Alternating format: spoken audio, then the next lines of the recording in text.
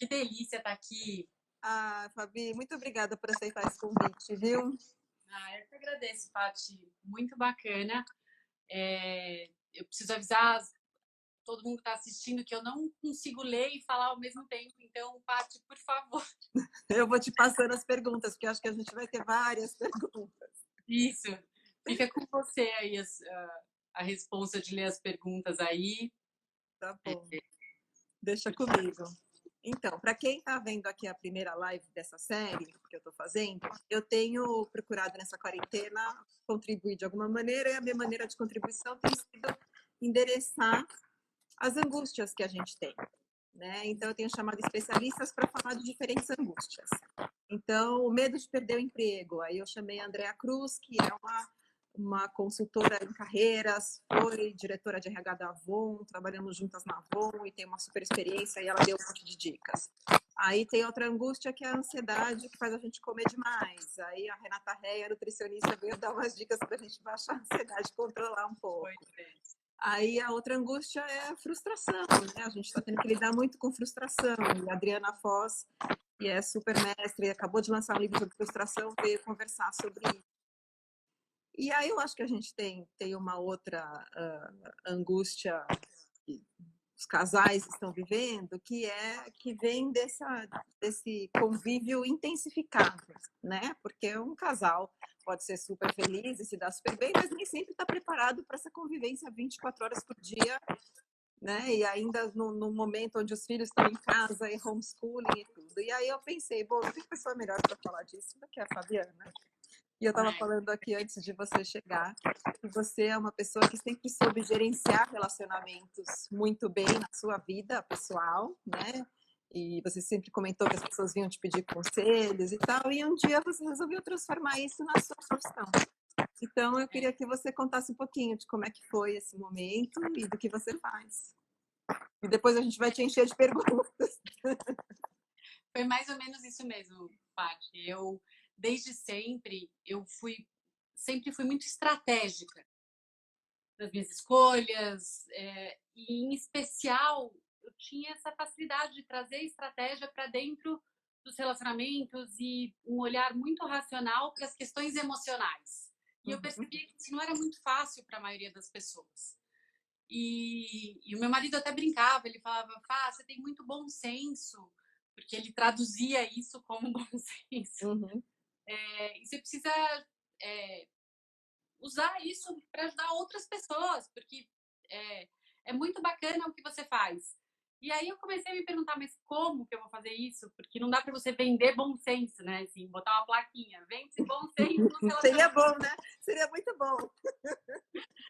E aí fui me especializar, fui estudar psicanálise, relationship coaching fora do Brasil, fiz alguns workshops sobre mediação de conflito, programação neurolinguística, espiritualidade. Aí eu fui buscar de 1000 fontes diferentes e ecléticas e fui montando esse quebra-cabeça de como eu conseguiria transformar em método esse sistema que eu percebia que funcionava tão bem, não só na minha vida, mas na vida das pessoas que me procuravam. E a partir daí eu venho trabalhando muito, atendendo, e eu percebo que, mesmo eu tenho... me formei também em terapia de casal, né? Mesmo tendo a formação de terapia de casal, nem sempre a gente precisa estar com os dois, com o par da relação na nossa frente para que as transformações aconteçam, porque toda relação é um jogo de xadrez, de ação e reação, né? Infinita, enquanto se relaciona. E quando a gente pega um dos players, uma das pessoas, e muda a forma como ela age, o outro necessariamente acaba reagindo de uma maneira diferente, porque não dá para você agir de uma maneira e o outro reagir de uma maneira que não faça sentido com a ação. Porque muitas vezes a gente pode até reclamar de alguma coisa do parceiro, mas aquela atitude dele é reflexo de uma atitude nossa, né?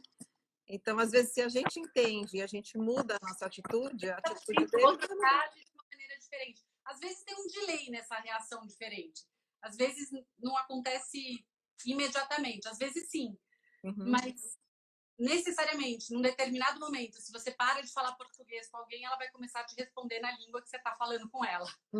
Assim, é bastante interessante isso, Paty, porque é mesmo um olhar um pouco mais estratégico e menos reativo, porque o ser humano, a nossa tendência é diferente do que a gente imagina, né? Quando a gente fala, o que significa ser humano? Qual a diferença entre o ser humano e os outros animais? É que o ser humano é um ser racional, tá certo? Todo mundo aprende isso na escola e responde isso. Só que o que a gente não aprende na escola é que as nossas decisões, as nossas escolhas, elas são fundamentadas no nosso emocional 99% das vezes. Porque o nosso automático é emocional, não é racional. Por que isso acontece? Porque o racional, ele demanda energia do nosso cérebro. E o nosso cérebro está interessado em economizar energia. Olha que interessante. Então, eu vou te dar um exemplo muito fácil para você sacar isso. Se eu te perguntar quanto é 2 vezes 2, você responde 4. Você não tem que pensar, né? Não. Vai de cara. Papo. Se eu perguntar quanto é 793 vezes 834, cacete, né? E essa demora nessa resposta, ela gasta energia.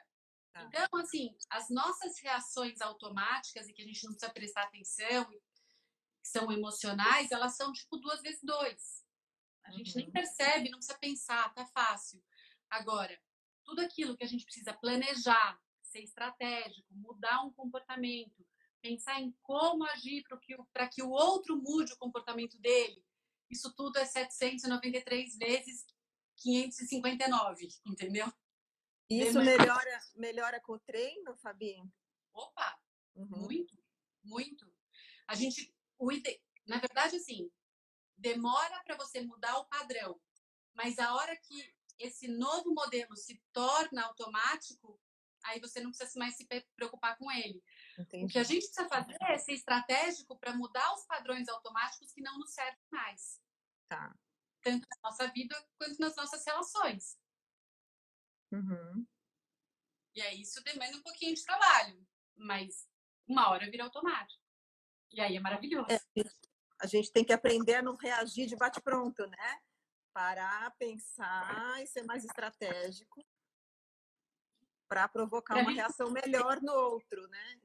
Só que ter um ambiente melhor. Para a gente conseguir fazer isso, Paty, a gente precisa de muita percepção, muito autoconhecimento e entender o porquê que a gente age daquele jeito automaticamente, de que forma isso não está funcionando, o que isso está trazendo de malefício, também quais são os benefícios desse automático, porque sempre tem algum, por mais que esteja escondido e a gente não compreenda bem. E aí sim a gente muda o padrão. É um processo... deve ter muita coisa boa que funciona no automático, né? Mas também deve ter muita reação ruim que a gente tem no automático que provoca uma reação ruim no parceiro, no filho. E provoca o automático dele. Isso pode ser marido, filho, pode ser no trabalho, pode ser com qualquer pessoa, né? Sim. E aí, como é que funciona, Fabi, o seu trabalho para você conseguir orientar uma pessoa a quando ela passar para o racional e como ela agir? Você vai mapeando situações da vida da pessoa? Como que é? Paty, o meu processo de trabalho com os pacientes são processos psicanalíticos mesmo, onde a gente entende quais são as áreas da vida dessa pessoa que estão trazendo angústia, que tem dor e que ela não está satisfeita. E a gente começa a trabalhar não só as relações com as outras pessoas, com o marido, com o trabalho, com o filho, com o pai, com a mãe, para entender onde estão as dores, os gatilhos, os medos, as angústias, mas também a relação que a pessoa tem com ela mesma. Porque as nossas relações externas com as outras pessoas e com as áreas da nossa vida, elas são muitas vezes reflexo da relação que a gente tem com a gente. Quando a gente tem um diálogo interno tóxico, quando a gente não está se amando, não está se aceitando, não está se respeitando, as chances da gente não dar conta das relações com as pessoas que a gente ama, especialmente, são aquelas que a gente convive mais, é bastante grande. E Quer isso, dizer, tudo parte de como a gente tá, né? Uhum, Na sim. verdade. Quanto mais equilibrado você vai estar, mais você vai conseguir o equilíbrio Mas em você vai volta de conseguir ser você. estratégico, Ah, vai conseguir ser estratégico. Ah, legal. né? E nesse momento de relacionamento intenso, por conta do coronavírus e desse isolamento, dessa quarentena, a gente está frustrado, né? A gente está angustiado, a gente está. Sim. Não tá fácil para ninguém. Né? Isso é generalizado, né? Isso é uma sensação de Por ele, frustração que hoje em dia eu falo que é a palavra do momento, tanto para criança, para adulto, para todo mundo, né? Todo mundo tá está se privando de coisas, né? E todo mundo está preocupado. E não tá fácil. Não tá fácil se privar de tantas coisas, né? Inclusive de tanta. A gente está sem muita válvula de escape. E Sim. aí, quando isso acontece, essa nossa frustração com a situação e com o que a gente está dando conta e que não está, acaba impactando também a forma como a gente se relaciona com o nosso parceiro dentro de casa, como a gente se relaciona com os nossos filhos e como eles também se relacionam com a gente. Então, é como se o pavio estivesse ficando mais curto mesmo. Eu falei aqui no comecinho, ainda não tinha todo mundo entrado, que eu chamei a Fabi para conversar com a gente sobre relações, porque ela foi uma expert em gerenciar as relações pessoais dela. É uma habilidade natural que ela trouxe ao longo da vida e que em algum momento ela resolveu profissionalizar. Daí ela foi estudar, foi se formar de uma série de maneiras e tal. E hoje ela realmente trabalha cuidando de pessoas e de relações. E eu estava falando para ela que a gente não está aqui conversando porque os casamentos são ruins, né? Mas, às vezes, um casal que se dá super bem, e numa hora que ele tem uma convivência extrema, né, 100% do tempo confinado, convivendo com o filho, com o homeschooling, tendo que fazer a parte doméstica, é uma rotina muito alterada, e isso gera conflito. E quais são os principais conflitos que as pessoas estão levando para você, Fabi, seus pacientes? Olha, tá divertido isso, porque os meus pacientes que já vêm comigo há algum tempo, eles estão light, estão dando conta bem desse momento. Graças a Deus, é um bom reflexo. Assim. Eles já tinham um coaching seu prévio, né, para conseguir enfrentar. Porque parece que já estavam mais preparados para lidar com essa encrenca toda que a gente está vivendo. Mas o que eu tenho mais percebido das pessoas que não fazem terapia e que não estavam tão preparadas, assim, o primeiro impacto é essa questão da casa, das tarefas. Isso é o primeiro motivo de briga que eu tenho percebido nos casais, tipo assim, porque ele é folgado, ele não lava louça, ele isso, ele aquilo, e aí os caras reclamam, porque ela é uma chata, nada do que eu faço tá bom, ela quer sempre mais. Bem, e o que me lembra isso, eu não sei se todo mundo que está assistindo a gente se é casado, se já casou, mas isso também faz parte da adaptação do início do casamento. Né? Assim, que a gente chega na lua de mel achando que, uau, vai ser super fácil, porque a gente se ama, tá apaixonado, casal novinho. E aí, de repente, começa a se deparar com um monte de conflitos do dia a dia que não existiam antes, porque não moravam juntos. E aí, O primeiro ano é um desafio, né? O primeiro ano é um desafio, ninguém avisa, né? A gente Não. volta na lua de mel achando que o primeiro ano vai ser assim, super fácil, e aí a gente descobre que não é tão fácil assim dividir 4 paredes com alguém. E aí agora, nesse momento de isolamento, está tendo uma nova adaptação. Né? Porque além da gente, a maioria das pessoas está sem ajuda externa, né? Assim, não dá para funcionário vir, de vez em quando dar um help. A gente está tendo que fazer toda essa função da casa, mas também a gente não tem como sair para trabalhar e voltar e contar como é que foi o dia, né? Então, sobre essas questões da casa, eu não sei se vocês já se adaptaram, né? Porque como já faz um tempo que a gente está em isolamento, a maioria dos casais já se adaptou. Mas para quem não se adaptou ainda, vai uma dica. nem todo mundo tem a mesma facilidade para certas atividades domésticas, né? Então, assim, tem gente que não se importa tanto de lavar louça e tem gente que odeia. Tem gente que não se importa de arrumar a cama e tem gente que fala assim, meu, pra que eu vou arrumar a cama se daqui a 10 horas eu vou desarrumar? Né? E a outra pessoa não aguenta ver a cama desarrumada, que dá chilique, né? Eu sou dessas.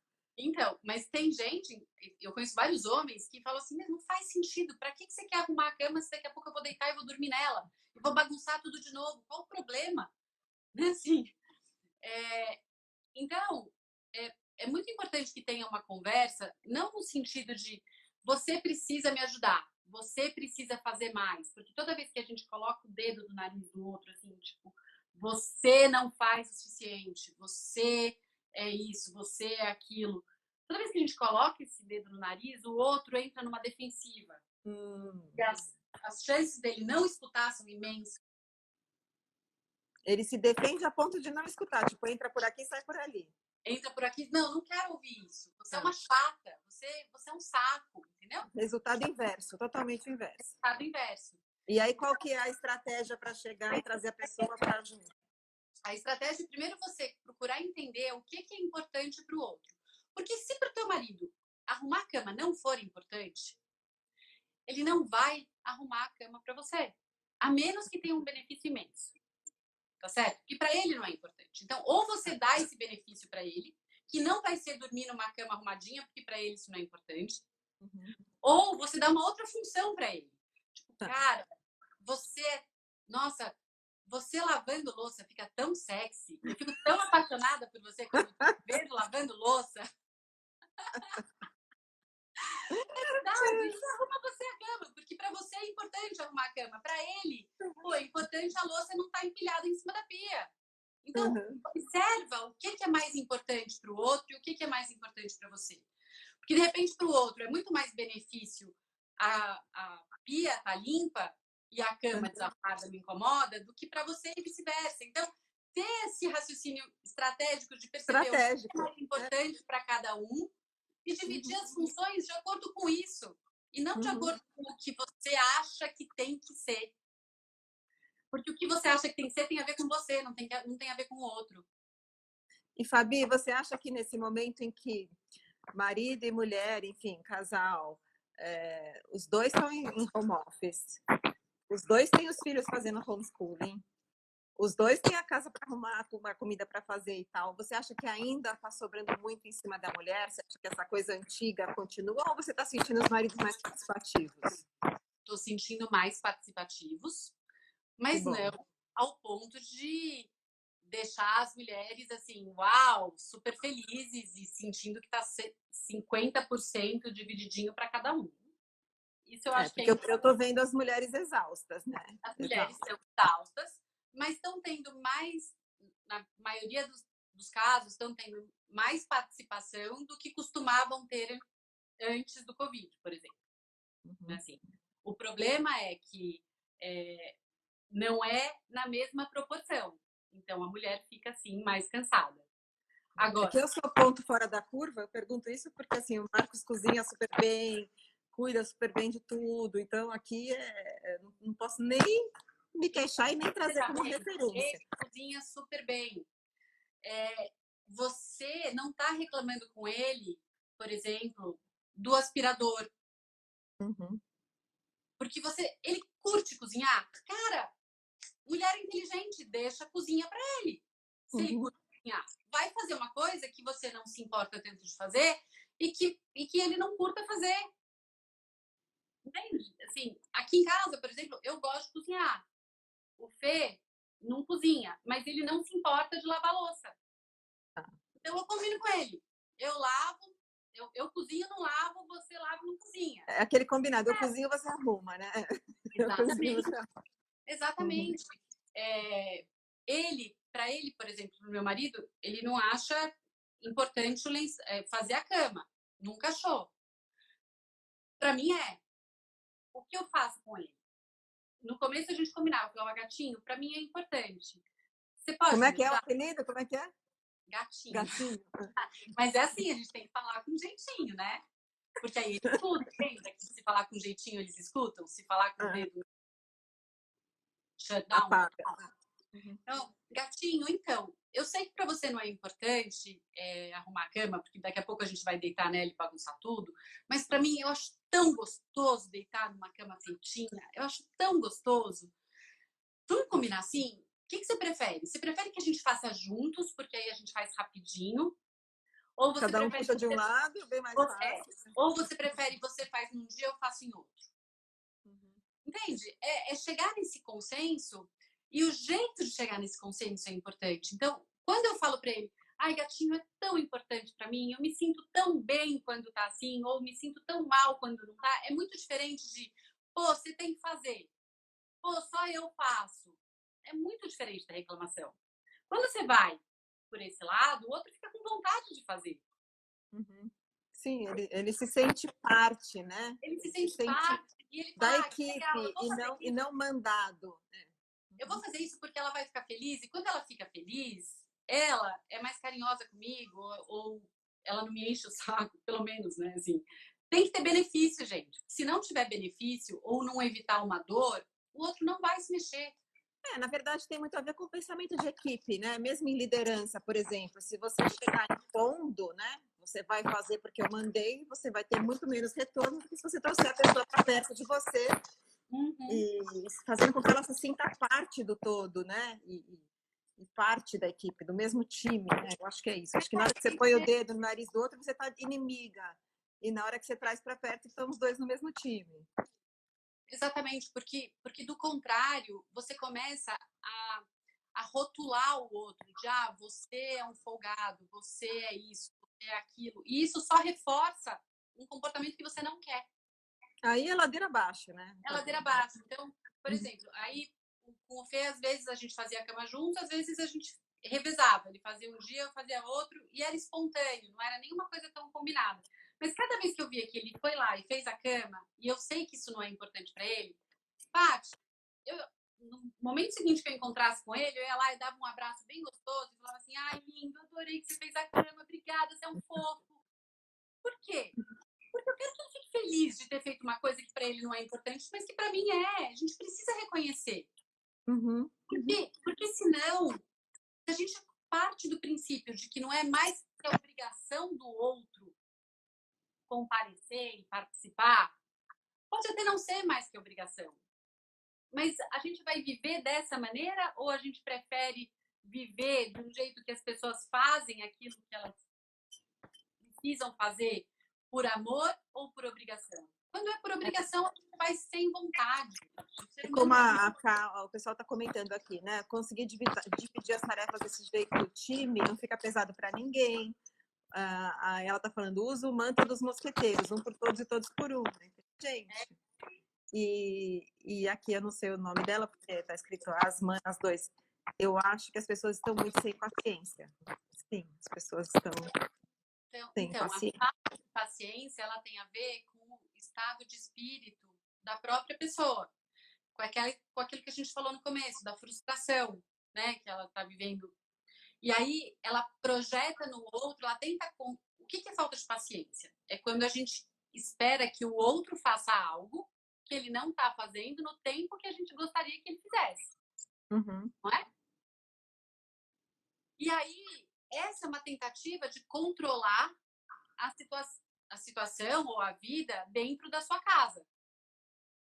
Por que as pessoas estão tão sem paciência e tão controladoras dentro de casa?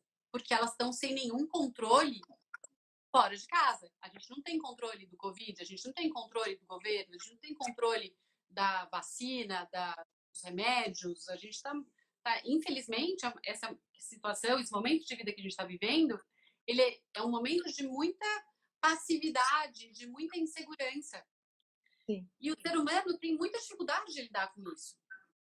E a gente precisa se sentir meio no controle. No comando. Então a gente vai lá e tenta controlar o que o parceiro está fazendo, no tempo que ele está fazendo, como ele está fazendo. A gente vai lá e tenta controlar todos os comportamentos do filho, as atitudes. E a gente esquece que a única coisa que a gente pode tentar controlar nessa situação com menos prejuízo é a nossa própria emoção, o nosso pensamento, a nossa disposição, a nossa reação. Quando a gente tenta controlar o que os outros estão fazendo, é um tiro no pé imenso, porque a gente se afasta do outro. Você trouxe um elemento muito importante, né, Fabi, que é o tempo do outro e o nosso tempo. Eu acho que isso gera muito conflito entre os casais, porque às vezes você até combina, né? Tipo, olha, você pode me ajudar em tal coisa? E a pessoa fala, posso. Porque a pessoa está fazendo alguma atividade naquele momento e ela pode daqui a 5 minutos. E às vezes a outra parte do casal não entende. E não, porque tinha que ser já.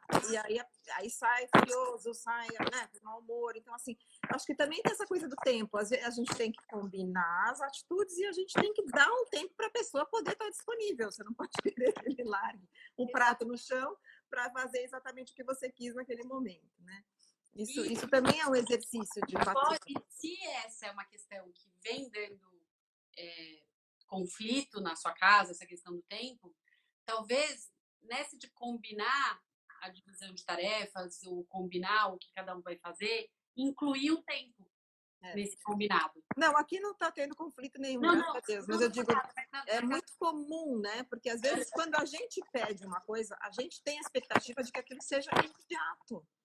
Então, só que não vai ser imediato. Pode ser que não possa ser imediato, né? Pode ser que não possa ser, ou que não precise ser imediato, né? E aí, se você é uma pessoa que tem ansiedade com relação a isso, e que está se percebendo impaciente com relação ao tempo, eu falo você, mas não você necessariamente, Paty, mas qualquer pessoa que estiver ouvindo. É importante que você, na hora de combinar, você fala assim, ai, por favor, será que você pode me ajudar e fazer, sei lá, molhar o jardim, ou levar o pra fora? Ah, tá bom, pode deixar. Ai, amor, então, quando você acha que você pode fazer isso? Você pode até perguntar para a pessoa. Sabe por quê? Porque eu sei que você faz, é um fofo, mas eu ando tão ansiosa e tão angustiada que se você não me contar quando você vai fazer, eu acho que eu não vou dar conta. É muito importante a gente, nessa comunicação, a gente sempre falar como a gente se sente com relação a isso. Porque aí tira o dedo do nariz do outro e o outro consegue escutar e entender o que se passa com você e o porquê que você não dá conta. Eu acho que essa dica de tirar o dedo do nariz do outro e para que o outro escute é valiosíssima, né? E aqui a gente está falando, né, Fabi, de coisas muito simples, de besteiras, de louça, enfim. Mas você tem visto o aumento da violência em algumas casas? Você tem escutado sobre isso? Isso é uma coisa que me preocupa muito, né? Com esse excesso de convivência, com casais que já eram um pouco desregulados, vamos dizer assim, desequilibrados.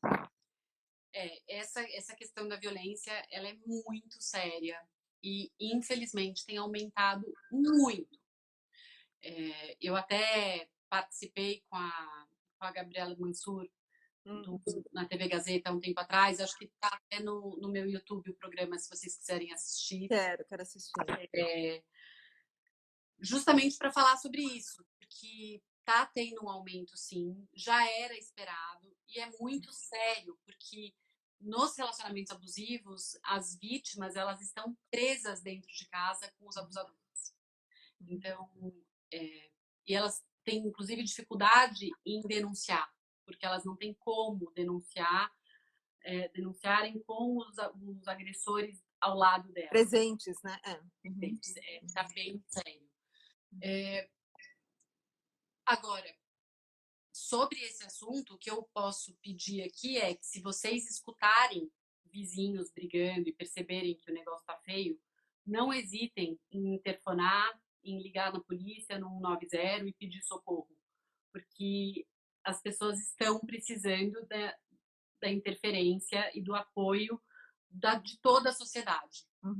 Pensem que elas estão presas dentro de casa com os abusadores. Elas não estão lá porque elas querem. É muito mais complexo do que isso. Elas estão lá porque elas não conseguem sair. Não, e essa convivência intensificada acaba gerando muito mais oportunidade para isso. Não só a convivência intensificada, como a frustração aumentada desses parceiros, que já são pessoas que não dão conta de frustração, porque se dessem não seriam abusivos, tá certo? Inclusive, tem 2 telefones que você pode ligar. Tem o 180, que é o telefone para socorro das vítimas, e tem o 190, que é para emergência, que é para se precisar que a polícia interceda naquele minuto, é o 190. Se for para falar sobre violência doméstica e pedir orientação, é o 180. E tem também o projeto das Justiceiras, que é o projeto da Gabriela Mansur. É isso que eu queria que você explicasse, das Justiceiras, como funciona, Fabi? Eu sou voluntária no Justiceiras, Tinha como certeza. psicanalista voluntária. É um projeto multidisciplinar, maravilhoso. Tem advogadas, tem psicólogas e psicanalistas como eu, tem assistente social, tem juízas. Assim, é incrível. É um projeto super, super completo, que tem a capacidade de ajudar a vítima a ponto de tirar ela da casa dela e levar para um abrigo. Nesse nível. E funciona tudo pelo WhatsApp, né, Fabi? Ou seja, a comunicação é possível, né? Tem um site, você entra no site, se cadastra, fala qual é o seu problema, Tá. e aí você diz que tipo de ajuda você precisa naquele momento. Se é psicanalítica, se é psicológica, se é jurídica, se é de força policial, qual é a sua urgência. Se é uma emergência, ou se não, se é uma dúvida que pode esperar. E aí você é direcionado para algum voluntário. E esse voluntário conversa com você. No meu caso, como eu sou psicanalista, eu por WhatsApp agendo uma sessão com ela de atendimento psicanalítico, fico 1 hora conversando com ela, e a partir dessa conversa, se a gente entender que há necessidade de envolver outros profissionais de outras áreas, a gente cria uma força-tarefa para ajudar essa vítima. É muito E você já atendeu mulheres nessa situação agora na pandemia? Já. E a maior dificuldade que eu tenho tido, Paty, é justamente conseguir conversar com elas, porque os agressores estão em casa. Sim. Então, como é que elas conseguem conversar comigo por 1 hora? Né? Assim, às vezes elas, em alguns casos, eu vou à casa da minha irmã e a gente conversa de lá. Ou vou esperar a hora que o meu parceiro sair de casa para ir no supermercado, eu te mando uma mensagem e a gente conversa. E eu fico meio de sobreaviso. Mas no momento em que ninguém sai de casa, como é que faz, né? Muito complicado mesmo. E o aumento do consumo de bebida alcoólica e outras drogas. Isso também aumenta a violência. Porque diminui os freios, tá certo? Quando a pessoa toma bebida alcoólica ou fica alcoolizado e alterado, diminui os freios dela. Sim. E aí ela fica com menos freios ainda para partir para a violência para cima da parceira. Então, é bastante complicado, gente. Por isso, por favor, não deixem de socorrer, não deixem de denunciar, não deixem de informar, porque isso é bem sério. E aí, não saindo um pouquinho desse extremo, né, e trazendo para as relações que não estão violentas, espero que nunca cheguem a esse ponto, é muito importante que nas nossas relações com os nossos maridos, namorados, inclusive com os nossos filhos, com os nossos parceiros, existe sim abrigo para essas pessoas em São Paulo. E tem a Casa da Mulher, né, Fabi? Oi? Tem a Casa da Mulher, não tem? Tem vários abrigos, tem vários lugares, tem saída, gente, tem saída. E nas relações que não chegaram a esse extremo, é muito importante a gente se lembrar. Sabe passa boi, passa boiada? Sim. No relacionamento é a mesma coisa. A partir do momento que você deu um tapa no outro, você abriu uma porta que nunca mais tranca. É um caminho sem volta. Até pode ter volta. Mas vocês vão ter que construir uma parede de tijolos no lugar que tinha uma porta e que foi chutada para baixo, sabe? Então, é muito mais trabalhoso você fechar definitivamente essa passagem do que você nunca tê-la aberto. Sim. Então, não importa o quão frustrada você esteja, com quanta raiva você esteja, qual o motivo, porque nada justifica, não ofenda, não grite, Não Não faça cena de novela, né? Não jogue não, copo, não vaso. novela, isso é um desserviço do tamanho do Taj Mahal, gente. É um desserviço absurdo. Esses filmes hollywoodianos, as novelas, que a mulher vai lá e dá um tapa na cara do namorado, do parceiro. Pelo amor de Deus, nunca faça isso. Contando que ele não vai devolver. Vai saber se vai devolver ou não, mas são limites que a gente não cruza. Sim. E que, se porventura tiver cruzado, dá um passo para trás, senta, conversa e fala: olha, a gente não vai mais ultrapassar essa linha. Isso serve para ofensa com as palavras, serve para tom de voz. Não gritem um com os outros. Se está difícil, se está num momento que se estão mais exaltados e que está dando vontade de gritar, respira e fala: olha, vamos conversar daqui a pouco sobre isso, uma hora que a gente estiver mais calmo, porque agora não está dando certo. Só que uma dica importante que eu sempre dou é: toda vez que você for pedir um tempo para se acalmar, para depois voltar a conversar sobre esse assunto, combina qual tempo vai ser. Então, olha, vamos dar um tempo? Quanto tempo? Talvez meia hora, uma hora, ou a gente conversa daqui 3 horas, ou eu vou fazer uma coisa e quando eu voltar a gente conversa. Porque o não saber quanto tempo o outro vai levar para se acalmar, ele dispara um gatilho emocional na outra pessoa, que é emocional e não é racional, e que começam a vir angústias do tipo: será que vai voltar? Será que ele vai me abandonar? Será que vai me deixar? Será que a gente nunca mais vai conversar sobre isso?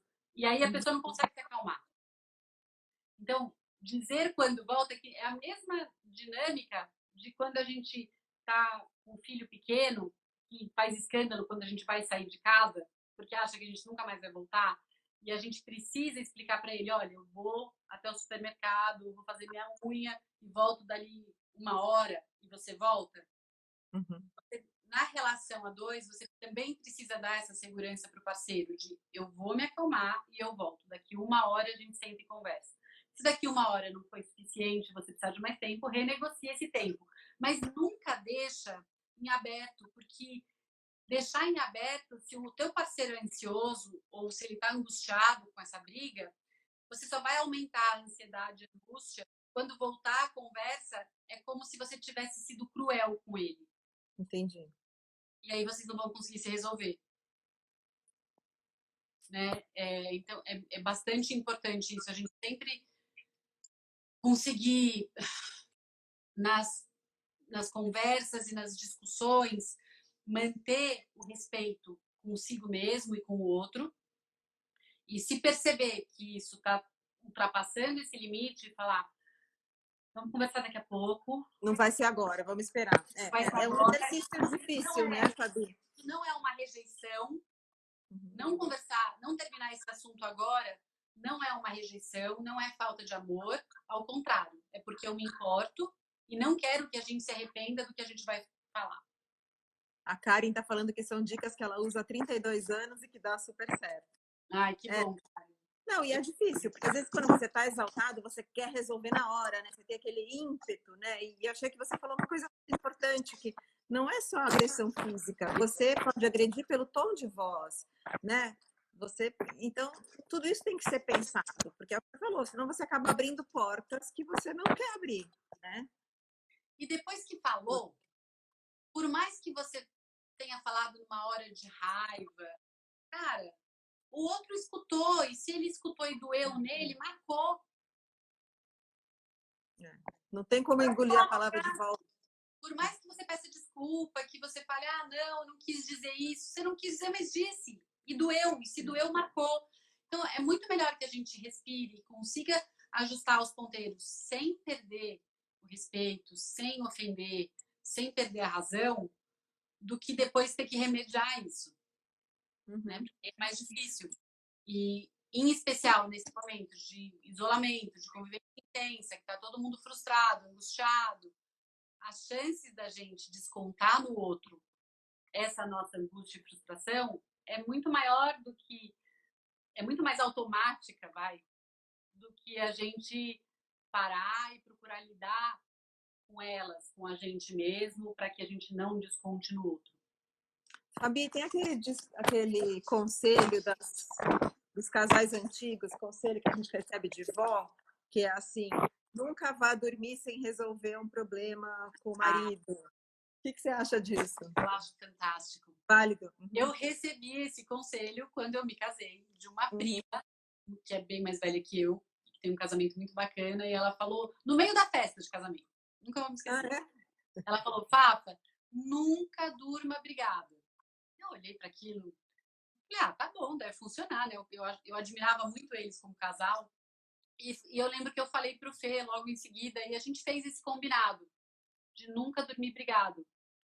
E eu vou te dizer que tem funcionado há 27 anos. A gente fez 27 Bom, anos. Eu sou prova que o casal é maravilhoso, né? Eu sou prova que a relação de vocês é muito bacana. Então... a gente nunca dormiu brigado mesmo, Paty. Porque... Que legal.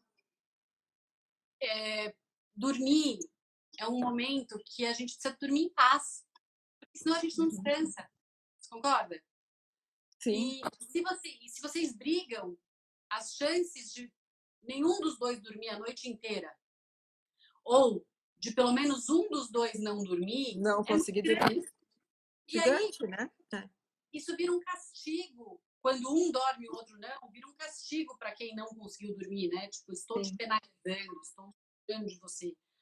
E quando os dois não dormem, como é que vocês vão conseguir conversar no dia seguinte? O jeito de você conseguir não dormir brigado é você entender que não necessariamente você precisa encontrar quem está certo ou quem está errado, ou resolver toda a questão antes de dormir. Porque às vezes as questões são complexas e elas demandam um pouco mais de tempo mesmo. Mas se você conseguir, antes de dormir, olhar para a pessoa e falar assim, mesmo a gente vivendo essa dificuldade, eu te amo e te aceito como você é, e tenho certeza que a gente vai encontrar uma saída. Basta. Basta. Vocês conseguem ter paz para dormir. O que você falaria para a Vivi, que está dizendo que ela está casada há 12 anos, mas não tem um bom diálogo com o marido? Então, Vivi, a primeira coisa é que vocês precisam, vocês ou você, né, assim, se você puder ter uma ajuda de alguém, né, eu acho muito bacana, de um psicólogo, de uma psicanalista, enfim, se quiser conversar, estou super à disposição. Mas se você não puder ter essa ajuda nesse momento, que você comece a perceber, primeiro, os porquês os diálogos são difíceis. Ela está falando que ela é explosiva. Ela é explosiva, que ela tem que respirar 1000 vezes. Então vai ter que respirar 1020. Então, a raiva, Vivi, vamos lá. A raiva, você é explosiva, se sente raiva e você não consegue controlar. Então, a primeira coisa é você entender que raiva é um sentimento, é uma emoção que é comum a todos os seres humanos e que apesar dela não ser socialmente bem vista, ela é evolutivamente necessária para o ser humano. Então, todo mundo precisa ter raiva, precisa poder sentir raiva para que, se a gente estiver diante de uma ameaça verdadeira, a gente se defenda, porque a raiva provoca inúmeras reações físicas e químicas do nosso cérebro, do nosso organismo, que nos permitem lutar ou fugir com muito mais eficiência do que se a gente não sentisse a raiva, certo? A questão ela faz parte do processo. Ela faz parte, tá tudo bem. A questão é que quando ela é acionada numa hora desnecessária, ela causa mais estrago do que ajuda. E a gente não vive mais na época das cavernas, né? Que tinha um tigre ou que tinha outra tribo pronta para atacar a gente o tempo inteiro. Hoje em dia a gente usa a raiva no lugar de situações realmente ameaçadoras. Então, quando você sente raiva, é porque, de alguma maneira, você está se sentindo ameaçada. E aí você precisa se perguntar, e aí, na hora é difícil, porque você está, enfim, exaltada, mas dá uma pausinha agora, quando terminar essa live, e se pergunta por que eu me sinto tão ameaçada diante dessas situações? Qual é a grande ameaça que está provocando essa reação dentro de mim? Quando você começa a entender o porquê que você fica com tanta raiva e qual é o medo que está por trás dessa raiva, qual é a ameaça, você começa a falar, opa, isso faz sentido ou não faz? Eu preciso ajustar ou não? E mais, se você é explosiva, é porque você está a serviço da sua raiva e não a sua raiva a serviço de você. E aí você precisa descobrir, e aí existe toda uma técnica para isso. Inclusive, eu gosto muito da metáfora da monga. Quem tem a minha idade já foi no Play Center e entrou no brinquedo da monga, aquela mulher que pegava um macaco, olhava a jaula. Né? Eu brinco que a raiva é a monga, que tem uma jaula dentro da gente e a gente precisa trancar a monga lá dentro e ficar com a chave. Porque se a gente dá a chave na mão da monga, ela sai a hora que quer. E não rola. Né? Nunca mais vou esquecer disso. Então, assim, você precisa encontrar técnicas para administrar essa raiva e botar a chave da jaula no seu bolso e não dar para o seu monstro interior aí. E isso não é difícil, é uma coisa tranquila de exercitar. Eu vou te falar que eu já trabalhei essa questão da raiva com pessoas assim assustadoras, não dizer outra coisa, e que é fácil. Não é difícil, não. Você conseguiu trancar as mongas? Você conseguiu? Todos conseguiram trancar suas mongas nas jaulas e viveram tranquilamente depois disso. Não é difícil. E a Karen está falando aqui, se tiver motivos pontuais que estouram essas brigas, eles devem ser conversados entre os dois também. Sim, com certeza. Karen, a questão é que quando esses motivos pontuais são frequentes e a forma como eles são solucionados é automática, que é briga, às vezes é importante você conseguir montar uma estratégia para tocar nesses assuntos já preparada para não reagir da mesma forma. É aquela história. Se a gente está despreparada para uma situação, a chance da gente reagir no automático é muito maior. Se a gente já sabe que essa situação é um gatilho e que vai provocar uma determinada reação no outro e em mim mesma, se você já vai um pouquinho mais preparada para administrar essa reação, as chances de você conseguir não enveredar para o mesmo caminho negativo são maiores. Então, tudo volta para a questão da percepção e da consciência de si, dos gatilhos, das situações. Mas é muito legal, porque tem saída para tudo isso, entendeu?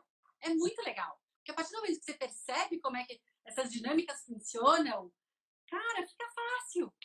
Fica muito fácil.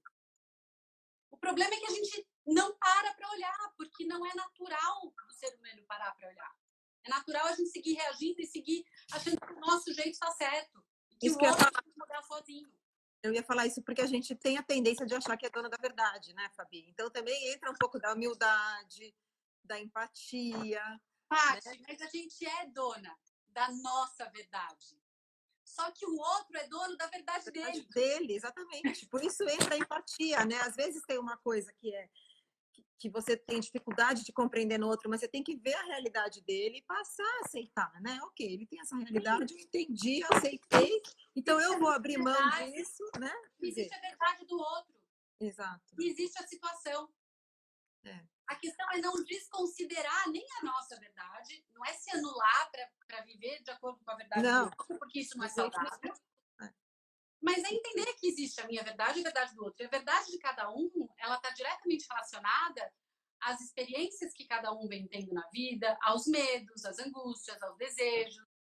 Ela é relacionada a um complexo de experiências e situações e mecanismos internos de cada um. É um histórico de vida inteiro, né? A gente consegue ter mais empatia, mais compaixão, porque a gente consegue ser mais estratégico.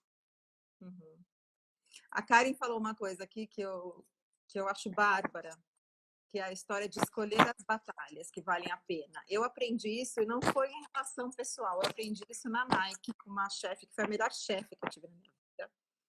E eu brigava muito pelas minhas ideias lá. E ela me falou, Patrícia, você tem que pick your battles, né? Escolha as suas batalhas. E eu levei aquilo para a vida, né? Tanto no trabalho quanto na vida pessoal. E quando você incorpora esse pensamento, né? Facilita muito, porque você fala, bom, tudo bem, nisso aqui eu vou ceder, porque isso não é tão importante para mim, mas nisso eu não posso ceder. Então vamos negociar, né? Onde dá para ceder, onde não dá para ceder, e passa a ser muito mais estratégico, né? O que você falou. Mas para isso você tem que entrar em contato com os seus porquês. Hum. Por que que isso é tão importante para mim? Por que que isso está me desestruturando? Ou o porquê que isso é tão importante para o outro? Quando você entra em contato com os porquês, com os valores, e aí você entra em contato com os valores, aí você consegue identificar o que vale a pena você bater o pé, ou, enfim, discutir, e o que não vale a pena. Porque às vezes é só pelo ego. Se for só pelo ego, amada, deixa aí, tá tudo bem. Agora, se tiver seus valores, aí, opa, a gente precisa conversar.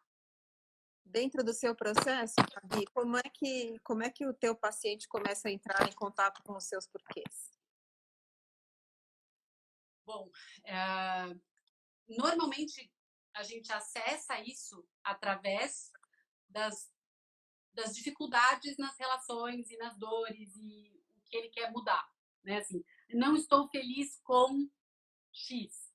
Por que você não está feliz com esse X? Ah, porque eu gostaria que fosse diferente, ou porque tá me magoando, tá me ofendendo, ou porque eu tô sentindo que a minha vida tá passando e eu não tô vivendo. E aí a gente começa a entrar, a aprofundar e a entender os porquês, os nortes, para onde que essa pessoa está indo, se é o lugar para onde ela deseja ir ou não, com quem ela está indo, se é a pessoa com quem ela deseja estar ou não,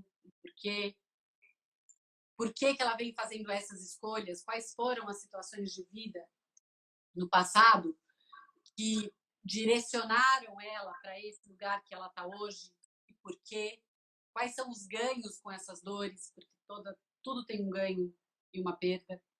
Uhum.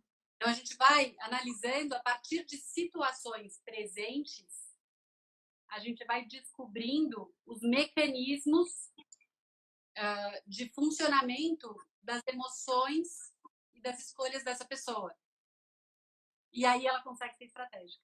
A Zoraia está falando que hoje é dia do psicanalista. Parabéns, Fabi. Olha que legal, eu não sabia. Olha, parabéns. Bom, obrigada por estar aqui com a gente. Bem no seu dia. Não e é? A Dani está falando que você estava explicando o que é a reatividade consciente. Então, a reatividade consciente, na verdade, é uma ação e não uma reação. Uhum. Né? É você não se deixar levar pela situação que está diante de você, sem ponderar se essa maneira de agir, né, ou de reagir, é a mais interessante para você e para todos os envolvidos. Né? E a gente entra até na questão, nossa, aí dá para viajar, mas até na questão da energia da casa, no sentido de, puxa vida, a relação está muito difícil, está pesada, mas quais são as emoções que estão influenciando para que a relação esteja assim tão difícil? O que você pode mudar em você? O que você pode elevar dentro de você para que você não se conecte mais tanto com essa energia pesada à sua volta? E isso é importante que a gente faça um exercício diário mesmo, seja via meditação, seja via escutar uma música que a gente gosta, cante alto no chuveiro ou dance um pouquinho. A gente precisa extravasar, né? E resguardar a nossa energia positiva dentro da gente, porque senão é muito difícil enfrentar esse momento mesmo.